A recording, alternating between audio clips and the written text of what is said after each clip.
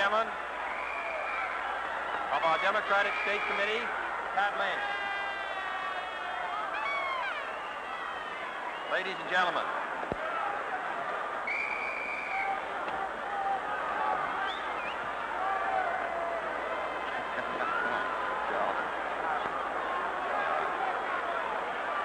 Congressman McCormack, Congressman Philbin, Congressman Burke, Senator Powers, Mr. Mayor, Mayor Hynes, distinguished members of the state ticket, ladies and gentlemen, I first of all want to express my thanks for the warmest welcome in a long campaign.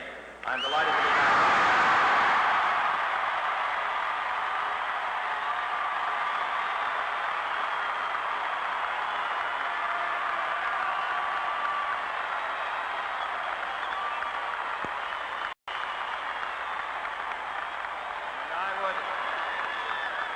I'd like to have you meet my two sisters and sister-in-law who have together in the last 2 months campaigned in over 40 states, and since we started in the primaries in January, have spent far more time away from home than at home.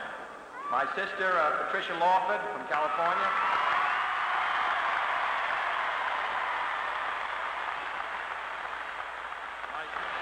and her husband, Peter Lawford.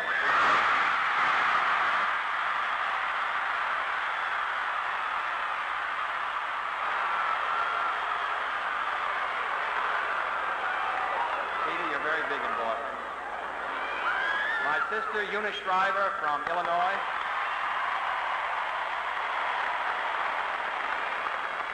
And the wife of my brother Teddy, who's our Western manager, this is Joan Kennedy.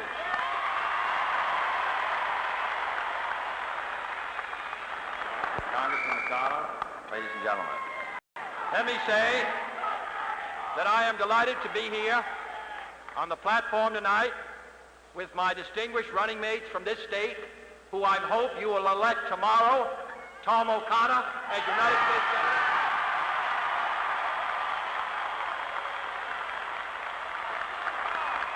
We need a Democratic senator from Massachusetts who will vote for progressive legislation, and we have it in Senator O'Connor.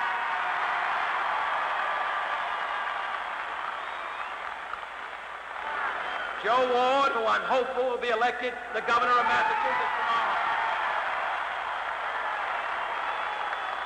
And continue a Democratic administration. The candidate for lieutenant governor and I are old friends. We served together in the Navy in the Pacific, and I hope he will be the next lieutenant governor, Edward McLaughlin. The candidate for attorney general has done an outstanding job. He is a nephew of our beloved friend John McCormack, and in his own right deserves to be re-elected as the Attorney General of the state of Massachusetts, Edward McCormack. Tom Buckley, who is an auditor and an orator, who of course will go back in office and lead us all. The candidate for state treasurer, John Driscoll, is one of the finest men I've ever met in public life, and I'm confident he's going to be elected tomorrow. And the candidate for Secretary of State, Kevin White, will also be elected by a large majority, I predict. They and the Democratic members of Congress from this state, I'm confident, will be returned by a large margin tomorrow, and I ask your support of them.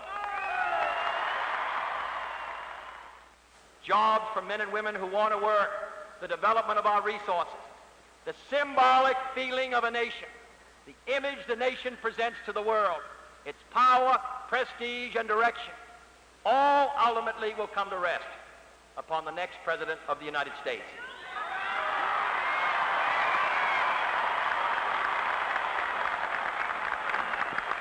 All this talk about prestige, about our position in the world, goes to the security of the United States.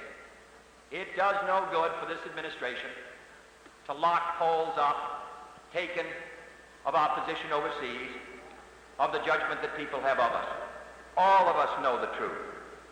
and no amount of executive secrecy can hide it. We know that we're not as secure as we were a decade ago, or even 5 years ago. We know that there are great motions at work in the world which have not always reckoned with the position of the United States. All this talk about prestige, about our position in the world, goes to the security of the United States. It does no good for this administration to lock polls up, taken of our position overseas, of the judgment that people have of us. All of us know the truth, and no amount of executive secrecy can hide it. We know that we're not as secure as we were a decade ago, or even 5 years ago. We know that there are great motions at work in the world which have not always reckoned with the position of the United States. New countries, new movements. More and more in many of the countries whose favor we must seek, if we wish to maintain the balance of power on the side of freedom, the younger men and women who should be most attractive to us as a dynamic free society are beginning to look in another direction, to Castro in Latin America, to Congo and to Ghana and to Guinea in Africa, to communist China in Asia. The question is, what will it be by 1970? Will the balance of power be in our favor or that of the communists? Will the people of the world make a judgment that we are the ultimate winners, or will they make a cold, hard judgment that the ultimate winners of this power struggle will not be the United States in the cause of freedom, but will be our adversaries, and they will want to get right with them?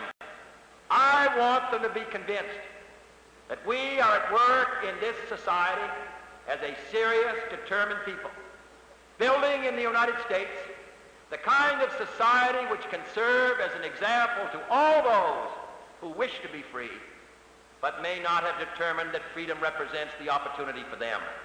That is the opportunity before us in the 60s, to be the great defender of freedom in a time when freedom is under attack and under test all over the globe.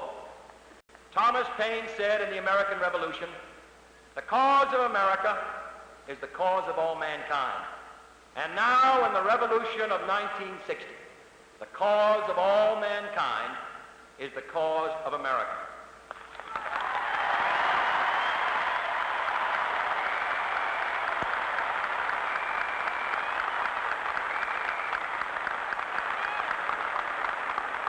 The communist system gets its power not from Mr. Khrushchev. All the speeches and debates and arguments and finger-waving at Mr. Khrushchev, all the trips proposed to Eastern Europe by the Vice President, the trips proposed for former presidents to Russia, spreading goodwill, the whole struggle is far more serious than that. Who can be so ill-informed that he thinks the tensions of the power struggle will disappear by goodwill missions, by debates, by arguments? They will disappear, or they will be overcome only by what we do here. The Vice President of the United States says that he will go to Eastern Europe if he wins this election. I will go to Washington, D.C.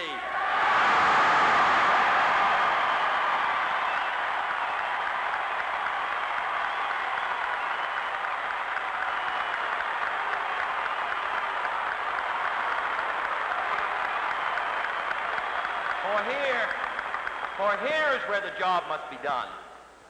The kind of society we build, the kind of power we generate, the kind of enthusiasm that we incite, all this will tell whether in the long run darkness or light overtakes the world.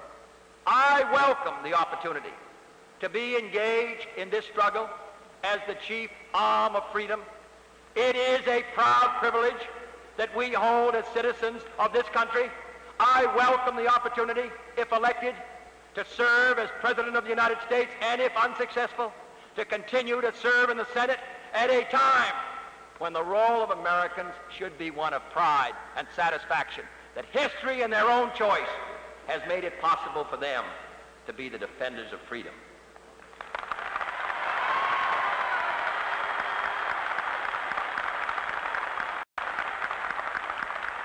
And I want to make it clear that while I may downgrade the leadership we are promised for the future and the leadership we have had in the past, I have traveled this country from one end to another. I have spent many days in nearly every state, and I come back to Boston, Massachusetts, with a stronger feeling of confidence, of hope, of knowledge of the vitality and energy of this society and our people than I could have ever had before. It is the best education for a candidate for the presidency. All the criticisms that are leveled at presidential campaigns, in my judgment, fade away against the knowledge which a potential president may have of the strength of this society of ours and its people.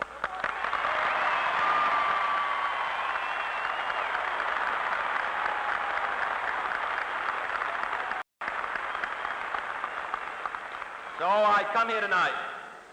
I thank you for your past support. I ask you to join us tomorrow. And most of all, I ask you to join us if we are successful. I ask you to join us in all the tomorrows yet to come, in building America, moving America, picking this country of ours up and sending it into the 60s.